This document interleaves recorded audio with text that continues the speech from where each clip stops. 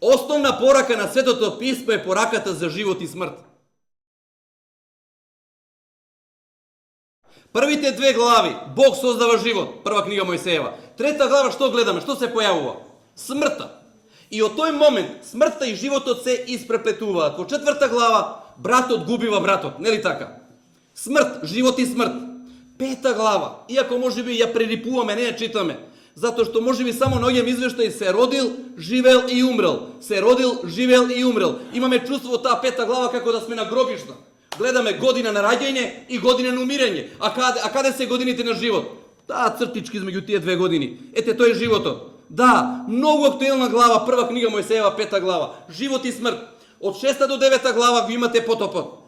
Господ не сакал никого да уништи.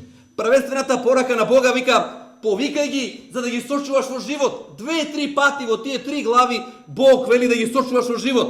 Нажалост, не сакале луѓето да слушаат. И така секоја глава во Библијата зборува за живот и смрт. Јован 3:16, најпознатиот текст, за што зборува? За живот и смрт. Секој што ќе верува да живее, да не умре.